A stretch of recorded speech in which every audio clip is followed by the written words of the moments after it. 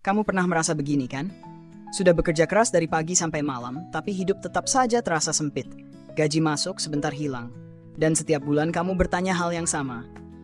Kenapa ya? Saya sudah berhemat, tapi tetap saja tidak cukup. Di sini banyak orang langsung menyimpulkan bahwa masalahnya ada pada gaji. Tapi saya ingin ajak kamu berhenti sebentar dan melihat lebih jernih. Karena seringkali yang membuat kita terjebak bukan jumlah uangnya, tapi pola bertahan hidup yang kita anggap wajar, padahal diam-diam membatasi kita. Dan sebelum kita masuk lebih jauh, saya ingin kamu melakukan satu hal sederhana. Tulis di komentar, saya ingin berkelimpahan. Bukan buat saya, tapi untuk menegaskan niat kamu sendiri. Karena perubahan finansial selalu dimulai dari keberanian mengakui bahwa kamu memang ingin hidup lebih baik. Hari ini, saya dan kamu akan membongkar kesalahan-kesalahan umum yang tanpa sadar membuat banyak orang merasa hidup di bawah tekanan terus-menerus. Kalau kamu pernah merasakannya, video ini bisa jadi titik balik pertama kamu. Sekarang, mari kita lanjutkan dengan jujur. Ada sesuatu yang perlu saya katakan sebelum kita masuk ke inti pembahasan. Karena setelah bertahun-tahun mengamati pola hidup banyak orang, termasuk diri saya sendiri dulu, saya menyadari satu hal.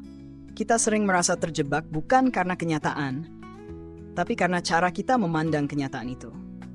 Dan inilah bagian yang banyak orang lewatkan. Sebentar lagi, saya akan menunjukkan bahwa kesalahan terbesar saat hidup dengan gaji UMR bukan sekadar soal pengeluaran kamu yang besar, atau gaji kamu yang kecil. Masalahnya jauh lebih dalam dari itu. Masalahnya ada pada pola bertahan hidup yang kamu jalankan otomatis setiap hari. Pola yang kamu pikir membantu, padahal justru membuat kamu tidak pernah benar-benar maju. Saya ingin kamu bertahan sampai akhir, karena di penghujung video nanti, kamu akan melihat gambaran besar yang mungkin belum pernah kamu sadari. Bahwa selama ini, kamu bukan kekurangan kesempatan. Kamu kekurangan sudut pandang yang tepat untuk melihat peluang itu. Dan begitu kamu melihatnya, kamu tidak akan memandang gaji UMR dengan cara yang sama lagi. Dan ketika kita berbicara tentang pola bertahan hidup, saya ingin kamu mulai mengamati satu kenyataan sederhana. Banyak dari kita tidak benar-benar hidup dengan gaji UMR. Kita justru hidup dengan reaksi otomatis terhadap uang itu. Kita menambal, menahan, mengirit, dan mengulang pola yang sama setiap bulan, tanpa pernah berhenti bertanya apakah cara itu benar-benar efektif. Ini seperti terus-menerus menimba air dari perahu yang bocor. Kita sibuk, kita lelah, tapi kita tidak bergerak kemana-mana. Kamu mungkin merasa sudah berhemat mati-matian, tapi selama kamu hanya menambal kebocoran dan tidak memperbaiki pipa yang bocor, hasilnya selalu sama. Cepat atau lambat, airnya akan kembali menggenang. Masalahnya, banyak orang tidak menganggap pola itu sebagai masalah. Mereka menganggap itu sekadar realitas hidup orang bergaji UMR. Padahal, disitulah jebakannya. Begitu kamu menganggap bahwa gaji menentukan nasib, kamu berhenti mencari ruang untuk bertumbuh. Kamu mulai percaya bahwa batas finansial kamu ditentukan oleh angka di slip gaji, bukan oleh strategi dan kapasitas kamu sebagai manusia. Ini mirip sekali dengan burung yang pintu sangkarnya sudah terbuka, tapi ia tetap diam di dalam karena terlalu lama merasa terkunci. Bukan karena sangkarnya kuat, tetapi karena keyakinannya yang mengurung dirinya sendiri. Kalau kita mau jujur, pola pikir seperti itu membuat keputusan-keputusan kecil kita menjadi tidak terarah. Kita menghabiskan uang bukan karena kebutuhan yang jelas, tapi karena hidup tanpa prioritas nilai membuat segalanya terasa sama pentingnya. Kita lalu menjalani hidup dengan mengikuti tekanan yang muncul hari ini, bukan arah yang ingin kita tuju besok. Dan itu seperti menanam benih acak di tanah yang kering. Kamu berharap ada yang tumbuh, tapi karena tidak ada yang dipilih dengan sengaja, tidak ada yang benar-benar mengakar. Yang lebih berbahaya lagi, mode bertahan hidup membuat kita hanya fokus pada jangka pendek. Setiap hari kamu hanya memikirkan bagaimana bertahan sampai akhir bulan, padahal hidup kamu tidak selesai di akhir bulan. Ketika pikiran terjebak pada hari ini saja, kamu kehilangan kemampuan untuk merancang masa depan.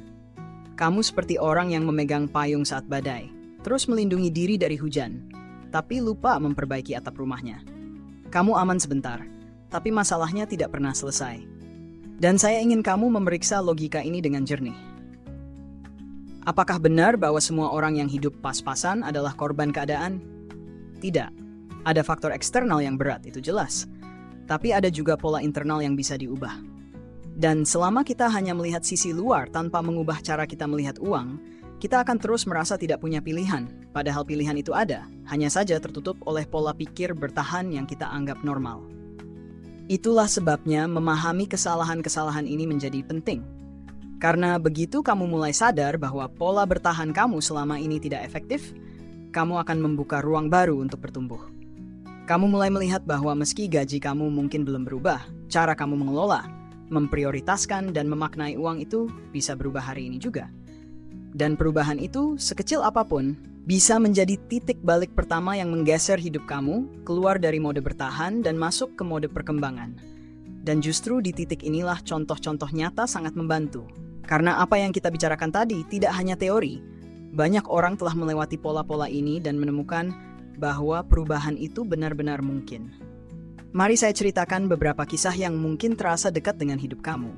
Ada seorang teman saya, sebut saja Andri. Setiap bulan, ia adalah orang pertama yang membuat daftar pengeluaran rapi sekali. Semua dicatat, semua dikontrol, semua ditahan. Tapi anehnya, meski begitu disiplin, ia tidak pernah merasa hidupnya bergerak maju. Dan suatu hari, saat kami berbicara lebih dalam, saya sadar, Andri bukan kekurangan catatan, ia kekurangan sistem. Ia menghabiskan seluruh energinya menutup kebocoran kecil, tapi tidak pernah memperbaiki sumber masalahnya. Hidupnya seperti perahu yang terus ia keringkan, padahal lubangnya tidak pernah ia tambal. Ketika ia mulai memikirkan alur uangnya sebagai sistem, bukan sekadar daftar, barulah perlahan ia mulai punya ruang bernapas. Dan biasanya pada titik ini, orang berkata, "Kenapa saya tidak melihat ini sejak dulu?" Cerita lain datang dari seorang perempuan yang dulu saya temui saat mengisi kelas kecil. Namanya Rina. Ia hidup dengan gaji UMR dan selama bertahun-tahun ia percaya bahwa angka di slip gajinya adalah batas hidupnya. Ia tidak benar-benar mencari peluang, tidak mencoba mengembangkan kemampuan, karena ia merasa semua itu tidak ada gunanya. Dalam pikirannya, nasibnya sudah tertulis. Tapi suatu malam, setelah sesi yang saya bawakan, ia berkata pelan, "Saya baru sadar, saya bukan tidak bisa. Saya hanya tidak terbiasa melihat diri saya punya pilihan." Kalimat itu sederhana, tapi itu menjadi titik baliknya. Ia mulai mengambil satu kelas kecil setiap 3 bulan. Tidak drastis, tidak dramatis, tapi konsisten. Dan 16 bulan kemudian, ia tidak lagi bekerja di tempat yang sama, pendapatannya naik. Tapi lebih dari itu, cara ia memandang dirinya sendiri berubah. Kadang, perubahan paling besar justru dimulai dari keberanian menerima bahwa pola lama sudah tidak bekerja. Dan ada juga cerita Dimas yang selalu bertanya mengapa uangnya habis begitu cepat. Padahal ia tidak merasa boros. Setelah beberapa kali berbicara, ternyata bukan uangnya yang bocor, tapi prioritasnya yang kabur. Ia membeli banyak hal yang sebenarnya tidak dia inginkan, hanya karena tekanan sosial, gengsi kecil, atau kebiasaan mengikuti arus teman-temannya. Ia hidup tanpa nilai yang jelas, sehingga apapun yang lewat terasa penting. Ketika ia mulai memilih, bukan sekadar mengikuti, hidupnya berubah pelan-pelan. Bukan karena gajinya naik, tapi karena ia akhirnya tahu mana yang benar-benar penting baginya. Dari situ, barulah akarnya tumbuh. Dan saya ceritakan satu lagi kisah singkat. Ini tentang seseorang yang hidup bertahun-tahun hanya untuk bertahan. Setiap hari adalah pertempuran kecil. Ia selalu menghindari risiko, selalu mengambil pilihan paling aman, selalu menunggu waktu yang tepat untuk berubah, waktu yang tidak pernah datang. Sampai suatu hari ia sadar, selama ia hanya memegang payung menghadapi badai, badai itu tidak akan berakhir. Ia perlu memperbaiki atapnya, bukan sekadar berteduh. Kesadaran sederhana itu membuatnya mulai menyisihkan sedikit uang, bukan untuk bertahan, tapi untuk bertumbuh. Dan dari keputusan kecil itu, hidupnya mulai bergeser. Cerita-cerita ini tidak saya bagikan untuk membuat kamu merasa bersalah atau tertinggal. Tidak. Tujuan saya hanya satu, menunjukkan bahwa pola yang kita bicarakan tadi bukan teori. Ini nyata, ini dialami oleh banyak orang. Dan yang lebih penting, ini bisa diubah. Sekarang, kamu mungkin sudah mulai melihat pola yang sama dalam hidup kamu sendiri. Dan kalau itu terjadi, itu bukan kelemahan. Itu adalah tanda bahwa kamu sedang mulai jujur pada dirimu sendiri. Mari kita lanjut ke bagian penutup, karena di sana kita akan meneguhkan arah baru yang sedang kamu bangun hari ini. Setelah mendengar cerita-cerita tadi, kamu mungkin mulai menyadari bahwa hidup dengan gaji UMR bukan hanya soal nominal. Ia adalah tentang bagaimana kamu memandang uang, mengambil keputusan, dan menempatkan dirimu dalam perjalanan hidupmu sendiri. Dan jika kamu merasa ada bagian dari dirimu yang selama ini terjebak di pola yang sama, itu bukan sesuatu yang harus kamu sesali. Itu adalah pintu. Pintu untuk mulai melihat hidupmu dengan sudut pandang baru. Saya ingin kamu tahu bahwa perubahan tidak datang sekaligus. Ia datang dari satu keputusan kecil yang kamu ambil hari ini. Satu keberanian untuk tidak lagi berjalan dengan pola lama yang membuat kamu hanya bertahan. Satu dorongan untuk berkata, saya ingin hidup saya bergerak.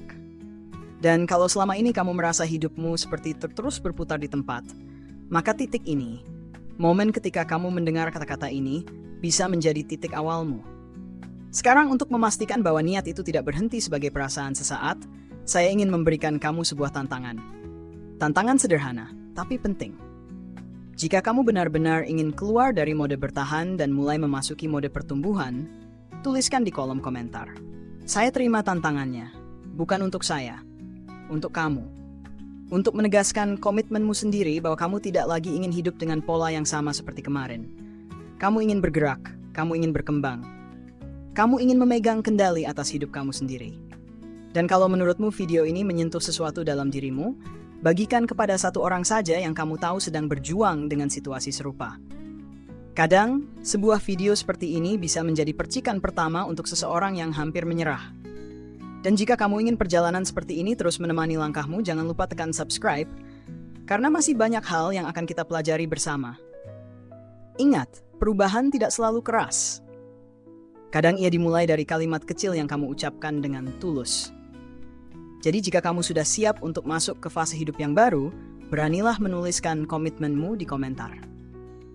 Dan biarkan itu menjadi langkah pertama menuju kehidupan yang lebih tenang, lebih sadar, dan lebih bermakna. Keseimbangan bukan tujuan, tapi cara menjalani hidup.